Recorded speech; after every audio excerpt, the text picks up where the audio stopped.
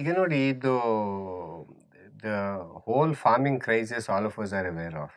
Okay, lakhs of farmers have committed suicide. Unfortunately, most tragic thing which is happening, which is hardly getting covered in anywhere in mainstream media. But the fact is, literally lakhs and lakhs of farmers have committed suicide. More millions of farmers have left farming. Find it totally unviable to continue in farming, are leaving and migrating to cities. Now, why is it happening?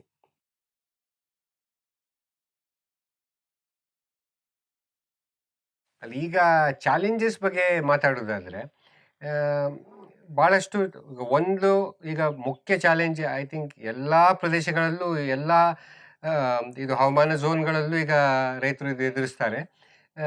ಮಳೆ ಆ, ಹವಾಮಾನ ವೈಪರೀತ್ಯದಿಂದ ಮಳೆ ಪ್ಯಾಟರ್ನಲ್ಲಿ ಮತ್ತು ನಮ್ಮ ಆ, ಇದು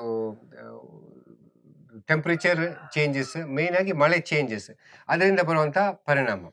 ಈಗ ಅದು ನಮಗೆ ಪ್ರಾಕ್ಟಿಕಲ್ ಆಗಿ ನಾವು ಎದುರಿಸ್ತಾ ಇದ್ದೇವೆ. ಅನ್ಫಾರ್ಚುನೇಟ್ಲಿ ಈಗ ಒಂದು ಪ್ಯಾಟರ್ನ್ ಅಂತ ಇಲ್ಲ. ಮುಂಚೆ ನಮ್ಮ ಈ ರೀಜನಲ್ಲಿ ಒಂದು ಜನರಲ್ ಪ್ಯಾಟರ್ನ್ ಇತ್ತು, ಯಾವಾಗ ಯಾವುದು ಸ್ಟಾರ್ಟ್ ಆಗುತ್ತೆ ಅದರ ಮೇಲೆ ಎಲ್ಲ ನಮ್ಮ ವರ್ಕ್ ಸ್ಕೆಡ್ಯೂಲು ಡಿಪೆಂಡ್ ಆಗಿ ಪ್ಲಾನ್ ಮಾಡ್ತಾ ಇದ್ದೆವು. ಆದರೆ ಇವಾಗ ಏನಾಗಿದೆ ಅಂದರೆ ಒಂದು ವೆರಿ ಇರಾಟಿಕ್ ಆಗಿಬಿಟ್ಟಿದೆ. ಅದಕ್ಕೊಂದು ಡೆಫಿನೆಟ್ ಪ್ಯಾಟರ್ನ್ ಅಂತ ಹೇಳಲಿಕ್ಕೇ ಆಗೋದಿಲ್ಲ. ಕ್ರಮೇಣ ಕಾಲಕ್ರಮೇಣ ಇನ್ನೊಂದು ಎಷ್ಟೋ 100-200 ವರ್ಷಗಳು ಹೋದರೆ ಹೊಸ ಪ್ಯಾಟರ್ನ್ ಡೆವಲಪ್ ಆಗ್ಬೋದು. ಆದರೆ ಈಗಿನ ಮಟ್ಟಿಗೆ it is going through transition, ಬದಲಾವಣೆ ಆಗ್ತಾ ಇದೆ. ಆ ಕಾರಣ ಒಂದು ಕ್ಲಿಯರ್ ಪ್ಯಾಟರ್ನ್ ಅಂತ ಎಮರ್ಜ್ ಆಗೋಲ್ಲ. ಆಚೆ ಬಿಗ್ ಚಾಲೆಂಜ್, ಯಾಕಂದರೆ ವರ್ಷದಿಂದ ವರ್ಷಕ್ಕೆ ಬೇರೆ ಬೇರೆ ಥರ ಮಳೆ ಡಿಸ್ಟ್ರಿಬ್ಯೂಷನ್ ಆಗುತ್ತೆ. ಈಗ ನಮ್ಮ ಹವಾಮಾನ ಇಲಾಖೆಯಿಂದ ನೋಡುವಾಗ when they say the rainfall is adequate or excess or less in a particular year, ಅವರು ಜನರಲ್ ಆಗಿ ಟೋಟಲ್ ನೋಡ್ತಾರೆ. Total rainfall, average rainfall, is it okay? Dam full ಆಗಲಿಕ್ಕೆಲ್ಲ it may be okay, but for a farmer who is actually cultivating on the ground, the distribution is very important. ಯಾವ ಟೈಮಲ್ಲಿ ಯಾವ ಮಳೆ ಬರಬೇಕು ಅದು ಭಾಳ ಇಂಪಾರ್ಟೆಂಟ್. ಈಗ ಅದು ಭಾಳ ಚೇಂಜಸ್ ಆಗಿಬಿಟ್ರೆ ಈಗ ಮಳೆ ಟೋಟಲ್ ಸರಿಯಾಗಿ ಬರ್ಬೋದು. ಟೋಟಲ್ ನಿಮಗೆ ಇಷ್ಟು ಇಂಚ್ ಅಂತಿದ್ರೆ ನಮಗೆ ಅಷ್ಟೇ ಇಂಚ್ ಬರ್ಬೋದು. ಆದರೆ ಅದು ಒಮ್ಮೆಲೆ ಬಂಚಪ್ ಆಗಿ ಬಂದರೆ ಅದರ ಪರಿಣಾಮ ತುಂಬ ಪ್ರಾಬ್ಲಮ್ ಇರುತ್ತೆ. ಒಂದು 3 ತಿಂಗಳಿಗೆ ಬರೋ ಮಳೆ ಕೆಲಸ ನಮಗೆ 1 ತಿಂಗಳಿಗೆ ಬಂದುಬಿಡುತ್ತೆ. ಸೊ ಆಗ ಸಾಯಿಲ್ ಇರೋಷನ್, ಪ್ಲಾಂಟ್ಸ್ ಸಸ್ಟೈನ್ ಮಾಡಲಿಕ್ಕೆ ಪ್ರಾಬ್ಲಮ್ ಆಗುತ್ತದೆ. ಎಷ್ಟೋ plants find it very difficult to sustain with that kind of atmosphere. ಮತ್ತು ಬೇರೆಲ್ಲ ಆಪರೇಷನ್ಸ್ ಎಲ್ಲ ಡಿಸ್ರಪ್ಟ್ ಆಗಿಬಿಡ್ತದೆ. ಸೊ ಅದು ನಾವು ತುಂಬ ಈಗ ಅಡ್ಯಾಪ್ಟಿವ್ ಆಗಿ ಫ್ಲೆಕ್ಸಿಬಲ್ ಆಗಿ ಇರಬೇಕಾಗುತ್ತೆ. ಯಾರು ಮಾಡೋದಾದ್ರೂ ಈಗ ನಾವು ವರ್ಷದಿಂದ ವರ್ಷಕ್ಕೆ ಸಿಚುವೇಶನ್ಗೆ ನೋಡಿಕೊಂಡು ಅಡ್ಜಸ್ಟ್ ಮಾಡಿಕೊಂಡು ಹೋಗಬೇಕಾಗುತ್ತೆ. It's not easy. There is no readymade solution. Adaptive ಆಗಿರೋದು ಒಂದೇ. ಅದರಲ್ಲಿ ನಾವು ವೈವಿಧ್ಯತೆ ಯಾವಾಗ ಬೆಳೆಸ್ತೇವೋ ಟು ಸಮ್ ಎಕ್ಸ್ಟೆಂಟ್ ಇದರ ಇಂಪ್ಯಾಕ್ಟ್ ನಮಗೆ ಕಡಿಮೆ ಆಗ್ತದೆ. ಯಾವ ರೀತಿಯಲ್ಲಿ? ಒಂದೇ ಹೇಗೆಂದರೆ ಮಣ್ಣಲ್ಲಿ ಮಾಯ್ಶ್ಚರ್ ರಿಟೆನ್ಷನ್ ಬೆಟರ್ ಆಗುತ್ತೆ, ಮತ್ತು ಎಕ್ಸೆಸ್ ರೈನ್ಫಾಲ್ ತಡೆದುಕೊಳ್ಳುವಂಥ ಕೆಪಾಸಿಟಿ ಜಾಸ್ತಿ ಇರುತ್ತದೆ. ಯಾಕಂದರೆ ಲಾಟ್ ಆಫ್ ಟ್ರೀಸ್ ಯಾವಾಗ ಬೆಳೆದುಬಿಟ್ಟು ಅಲ್ಲಿ ಅದರ ರೂಟ್ಸು ಅದನ್ನು ಸಾಯಿಲ್ ಇರೋಜನಲ್ಲಿ ಕಡಿಮೆ ಮಾಡ್ತವೆ, ವಾಟರನ್ನು ರಿಟೈನ್ ಮಾಡ್ತವೆ ಆ ರೀತಿಯಲ್ಲಿ. ಇನ್ನೊಂದು ಏನೆಂದರೆ ಈ ವೈವಿಧ್ಯತೆಯಿಂದ ನಮಗೆ ಅದು ಎಕ್ಸೆಸ್, ಅದೇ ಸಮಯದಲ್ಲಿ ಶಾರ್ಟ್ ಫಾಲ್ ರೈನ್ಸ್ ಎರಡೂ ನಮಗೆ ತಡ್ಕೊಳ್ಳಿಕ್ಕೆ better prepared will be. I am not saying ಏನು ಪ್ರಾಬ್ಲಮ್ ಇರೋದಿಲ್ಲ ಅಂತ, ಆದರೆ ವಿಲ್ ಬಿ ಬೆಟರ್ ಪ್ರಿಪೇರ್ಡ್. ಮತ್ತು ನಿಮಗೆ ಲ್ಯಾಂಡ್ ಸ್ಲೈಡ್ಸ್ ಆ ಥರ ಎಲ್ಲ ಕಡಿಮೆ ಆಗ್ತದೆ ನಿಮಗೆ ಜಾಸ್ತಿ ಟ್ರೀಸ್ ಇದ್ದರೆ, ರೈಟ್ ಕೈಂಡ್ ಆಫ್ ವೆಜಿಟೇಷನ್ ಇದ್ದರೆ. ಈಗ ಉದಾಹರಣೆಗೆ ಫಾರೆಸ್ಟಲ್ಲಿ ಯಾರು ಎಂದಿಗೂ ನಿಮ್ಗೆ ಲ್ಯಾಂಡ್ ಸ್ಲೈಡ್ಸ್ ಆಗೋದಿಲ್ಲ. ಎಷ್ಟೋ ಜೋರಿಗೆ ವೆಸ್ಟರ್ನ್ ಘಾಟ್ಸ್ ಫಾರೆಸ್ಟಲ್ಲಿ ಮ್ಯಾಕ್ಸಿಮಮ್ ಮಳೆ ಆಗುವಂಥದ್ದು. ಆದರೆ ನೀವು ಫಾರೆಸ್ಟಲ್ಲಿ ಲ್ಯಾಂಡ್ ಸ್ಲೈಡ್ಸ್ ಆಗೋದಿಲ್ಲ. ಲ್ಯಾಂಡ್ ಸ್ಲೈಡ್ ಆಗೋದು ಎಲ್ಲಿ ಹ್ಯೂಮನ್ ಇಂಟರ್ವೆನ್ಷನ್ ಆಗಿದೆಯಾ, ನಾವು JCP ಕೆಲಸ ಮಾಡಿದ್ದೇವೆ, ಕಟ್ಟಿಂಗ್ ಮಾಡಿದ್ದೇವೆ, ಡಿಫಾರೆಸ್ಟೇಷನ್ ಮಾಡಿದ್ದೇವೆ, ಅಂಥ ಜಾಗಗಳಲ್ಲಿ ಮಾತ್ರ ಲ್ಯಾಂಡ್ ಸ್ಲೈಡ್ಸ್ ಆಗೋದು. ಇಲ್ಲದಿದ್ದರೆ ಎಷ್ಟು ಎಕ್ಸೆಸ್ ಮಳೆ ಇದ್ದರೂ ಅದನ್ನು ತಡ್ಕೊಳ್ಳುವಂಥ ಶಕ್ತಿ ಆ ಇಕೋಸಿಸ್ಟಮ್ಗೆ ಇರುತ್ತೆ. ಸೊ ಅದು ಒಂದು ಚಾಲೆಂಜ್ ನಮಗೆ, ಮಳೆ ಮತ್ತು ಅದರಲ್ಲಿ ಬರ್ತಿರೋ ಬದಲಾವಣೆಗಳಿಂದ ಬರುವಂಥದ್ದು. ಇನ್ನೊಂದು ಹೇಗೆಂದರೆ ಇದು ಟಿಪಿಕಲ್ ನಮ್ಮಂಥ ಬ್ಯಾಕ್ಗ್ರೌಂಡಿಂದ ಬರುವವರಿಗೆ, ಇದು ಸಿಟಿಗಳಿಂದ ಬರುವುದು, ಕಾರ್ಪೊರೇಟ್ ವರ್ಲ್ಡಿಂದ ಬರುವುದು, ಒಂದು ಜಾಸ್ತಿ ನಮಗೆ ಒಂದು ರೊಮ್ಯಾಂಟಿಕ್ ವಿಷನ್ ಇರ್ತದೆ ಹೊರತು ಕೃಷಿ ಬಗ್ಗೆ ಪ್ರಾಕ್ಟಿಕಲ್ ಅನುಭವ ಇರುವುದಿಲ್ಲ. ಈಗ ನೋಡಿ ಇದು the whole farming crisis all of us are aware of. Okay, lakhs of farmers have committed suicide. Unfortunately, most tragic thing which is happening, which is hardly getting covered in anywhere in mainstream media. But the fact is, literally lakhs and lakhs of farmers have committed suicide. More millions of farmers have left farming, find it totally unviable to continue in farming, are leaving and migrating to cities. Now, why is it happening? It's a big question, and it's not a simple. There are no simple answers. Okay, but there are 2 3 macro issues which we need to look at. Okay, one is how the government policies have driven agriculture in a particular direction post independence, and especially since 90s, post the so-called liberalization that we went through. Okay, the stated policy, which across governments, doesn't matter whether it is the UPA government or the NDA government or whatever, is that agriculture in the traditional model is unsustainable, is not the way to go. But corporatization of farming is the way to go. So large scale farming and using all modern technology and lots of chemicals, etc., as it is done in the West, is where we should be headed. And what happens to the farmers then? They should become cheap labor for the industries in the cities. So that's the traditional model on which China came up. The West came up initially, and then of course the China experiment is a classic one for that. So we feel that that is the direction in which we should go. This is essentially the Western economics, which is become the mainstream economics now. The problem is that consciously policies have been shaped, I would say, across governments to make agriculture unviable. So in the first place, we had a very sustainable model of farming. Okay. Of course, everything has its challenges. We had our challenges. It's not that I'm not saying there are no challenges, but we had a sustainable, traditional, regenerative methods of farming, not one single method, but across the country, there were different traditional methods which were this thing. And the so-called Green Revolution happened. Of course, we should be aware of the background of that. Second World War is when the oil industry expanded in a very, very big way to support the war efforts, because war meant massive consumption of oil for the tanks and the planes and all kinds of other artillery and everything. It was supported by the oil. So a massive empire, oil empire, came up during the Second World War. But what happened post Second World War? They found themselves idle with a lot of capacity, not knowing what to do with that capacity. That is when they discovered that you can extract nitrogen, potassium and phosphorus, NPK, from the oil. And that's how the Green Revolution was born. The minute they discovered that, this industry refocused its efforts and put a massive amounts of money in creating propaganda, so-called scientific support, and everything to encourage chemical farming, so that they can now sell their oil products, which is NPK, through the to farmers. Okay, of course, some other developments which are happening parallelly helped. In a sense, the so-called science. If we talk about science and technology today, especially science, unfortunately, we don't have any real science going around currently. That is, the last of the real science happened in the late 19th and early 20th century with people like Einstein and that whole batch of geniuses around. Post that, and lot of public funding happened to make that possible. Post that, what is happening is entirely governments have gradually started withdrawing from the public space of funding. India, it happened a little late. It's very much happening now. UGC funding is being withdrawn. In all universities, more and more the government is cutting back on any of the research, etc. And people are being encouraged, the scientists are being encouraged to go to private sector for funding. So gradual shifting into private sector for funding is a reality. Of course, in the West today, that's the only source. There's no such thing as public funding at all. India, some little bit is still there, but gradually we are very fast moving in the direction of the Western model of entire funding becoming private. So obviously, why will a corporate fund unless there is something interest in it for them?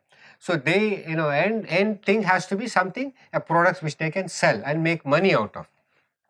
So with that as the direction, which was already happening parallelly to this situation in the post-Second World War economics and in the government policies, oil industry became one of the major sources of funding for these agriculture universities and all of these. So a lot of research, so-called research, was created to support a myth that we have this huge population growth, we have this problem, that problem, etc. And only way this can be supported is by chemical farming. Without chemical farming, it is not possible to support the food requirements of the population. So the scientific backing happened. The government backing, of course, happened in a big way. Lots of subsidies were given for chemical farming, and farmers were actively encouraged to move away from the traditional regenerative practices. All traditional practices were fundamentally regenerative, into these kind of monoculture based, massive chemical based practices. So this the so-called green revolution started in the 60s and in India in the 70s, and massive propaganda blitz was launched to encourage farmers to adopt these chemical farming practices, and along with that monoculture. Now traditionally, either people followed multi-cropping like I talked about, or when they grew, let's say when they were growing rice and your wheat or ragi or these kind of crops, they went in for crop rotation. The same crop was never repeated multiple times. Now all these practices were ditched, and they went in for total monoculture based cultivation. Now what happened as a result of one side the monoculture, second side the ditching of the regenerative practices, manuring, all of that, and third side massive input of chemicals, is the soil started becoming weaker and weaker. As the soil started becoming weaker, more chemical inputs were required, more fertilizers were required, which is exactly what the industry wanted, and unhealthy soil gave rise to a lot of pests and diseases which arose as an automatic result. Now the same industry was ready with the various pesticides and the herbicides and the insecticides and all the disease, the medicines for those diseases, etc., as the magical solution. Of course, all of these things work in the short term. We know for our own health, for example, you take antibiotics or steroids, immediately your the symptoms will disappear. But has the problem disappeared inside the body? No. Problem has become worse now, and more side effects have started coming because of these medications were put in. The same thing started happening with the plants and the soil, with the NPK, with urea, and with there was initially a spurt which happened in the crop yields, etc., which too soon started plateauing, and then more chemicals were required. And as the pests and the diseases increased, initially again it worked, in controlling pests and diseases, but pests started mutating as it happens in nature and becoming more resistant to all these pests, and so even stronger pesticides and stronger insecticides were required. And the other thing which this industry wanted to capture, which still they want to do very much, is the seeds. Because seeds is the key. If the farmer, the traditional practice always was, when the farmer grows something, he keeps aside a portion of what he grows as a seed for the next season, next year. Okay, he never goes to the market and buys the seeds. So that was actively discouraged by launching of various hybrid seeds. Now these hybrid seeds, of course, led to dependence of the farmers on these companies, and secondly, they also meant they were engineered, they were geared for high water, high fertilizer usage regime. So it meant that you need dams, mega dams were essential to support those kind of practices with a massive environmental impact that they created and lots of ecosystem damages from a long term as well as short term perspective. And so water usage, and secondly more and more chemical usage was required. So with this, more chemicals, more pesticides and monoculture, more and more soil started becoming weaker and weaker, and we are into a vicious cycle. That is where currently we are in. So more imports, more pesticides, less yields, and farming is becoming more and more unviable, especially for small farmers. It's becoming totally unviable. Now, coupled with this, the total move towards the market which happened. Traditionally, farmers, one thing they did was, or especially small farmers, they made sure they grew what was required for them and for their family from a at least food point of view. They were self-sufficient always with food.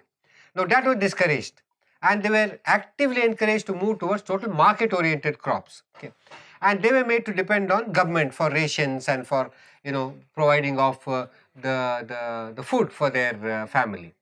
Now with this kind of movement towards a market as the predominant thing, the farmers had absolutely no control over the market. Market is controlled increasingly as you commoditize, and these move into commodity exchanges and all that. These markets are controlled by mega forces, billionaires and mega hedge funds and all that, who have nothing to do with farming. They can make the prices go up or go down sitting somewhere in front of a computer screen. They never actually in reality either buy the produce or they sell the produce, but everything happens on the computer. But they can manipulate the market, and the poor farmer and the small farmer was totally exposed to these vagaries of the market, which increasingly happened, coupled with the food itself becoming a challenge now because he's no longer growing the food, and the seeds becoming a challenge now because he's no longer maintaining the seeds for his future, depending on these things. So, result, we have these farmer suicides and farming becoming more and more unviable, etc. So, any change to this situation has to happen at the macro level. Of course, at the micro level, somebody can strive to change it at their level, but any large scale change has to be driven by policy change, and policymakers have to realize that where this is leading. Okay, and wherever possible, we have to start and creating a kind of dialogue, a broader dialogue in the society on these issues, because today the whole thing is dominated by the mainstream dialogue. Okay, and the mainstream dialogue is very clear. More and more of the same thing is the solution. So now, when none of these are working, they're moving into genetically modified crops, because they say that is the way to go. That is the only way. Earlier they said chemical is the way to go and they can solve all problems of food, etc. Now we are told that GM seeds are the way to go. And here again we are dealing with a monster about which we have very, very little understanding. Even short-term understanding is very less, but long-term, for example, what are the health impact of these kind of genetic seeds, etc. We have no clue what kind of monster we may be creating and unleashing in the situation, and what these seeds may do in terms of wiping out biodiversity. So, fortunately in India, so far we have not opened up in a big way for GM, but a lot of backdoor efforts are happening. And there's also an open effort which is going to come very soon of total opening up to the GM crops and GM seeds, etc. Because there are big vested interests, very, very powerful vested interests, which are pushing these policies. So that is where we need to have more and more dialogue on many of these issues, so that this becomes a counter narrative in the society. Today everything is dominated by that mainstream narrative. Of course there are challenges, not easy. That is where many of these initiatives like Native Circle also have a very important role to play in creating alternative media, in creating alternative channels for taking these views to a broader section of the society, be it policymakers or the ordinary public. The public needs to become more and more aware of the health effects of many of these things. For example, the chemicals today.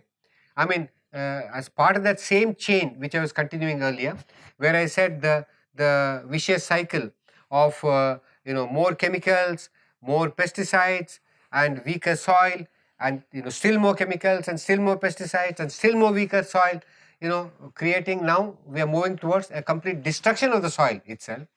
The other side of that is the crops which came out of this kind of farming lacked both the medicinal properties as well as the true nutrients which nature had created in these crops otherwise. For example, a tomato coming out of chemical farming, or now the so-called hydroponics, may look beautiful.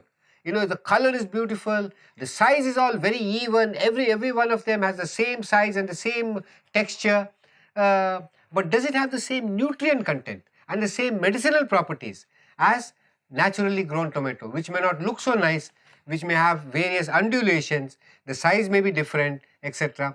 But it's full of these nutrients and the medicinal properties. So as we started consuming this food, which was on one side lacked the medicinal properties and the nutritional value, and on the other side was full of toxins, all kinds of toxins we were putting inside our body. Same thing started happening. What is the soil started happening with our body. Our gut started becoming weaker and weaker. The gut microbiome, which is a mirror of the soil microbiome, they are actually one and the same. The gut microbiome and the soil microbiome are exactly the same. And now, for example, a lot of even cutting edge scientific research is showing us that the gut microbiome is so critical for our health. In fact, literally everything in our body depends on the gut microbiome. They call it the second brain now. Even our thinking, the diseases we get or don't get, everything is linked to the kind of gut microbiome that is maintained. So that has been compromised in a big way. Okay, now as we started becoming weaker and lacking these natural properties of nutrients and medicinal properties from the plants, what started happening is we also started becoming more sicker, and more diseases started spreading. The chronic diseases started spreading. And now the so-called pharma industry was out there ready with the magic pills, saying that we can solve all your problems, you pop this pill and everything will disappear. Nothing disappears, symptoms are controlled. Actually, internally, the things get more aggravated and lead to a situation of more and more chronic diseases spreading. Instead of just some simple ailments that we would get, now it is resulting in chronic diseases. And that meant more medicines. We are putting in more medicines into our body, more toxins into our body, more steroids, more antibiotics, playing havoc with our gut microbiome, and creating a second vicious cycle where more sickness, more medicine, more sickness, more medicine, where today it has reached a stage where you look at America, which we all try to emulate. That's ideal for us today in terms of whether health or farming or etc., where the whole world is rushing towards in that direction.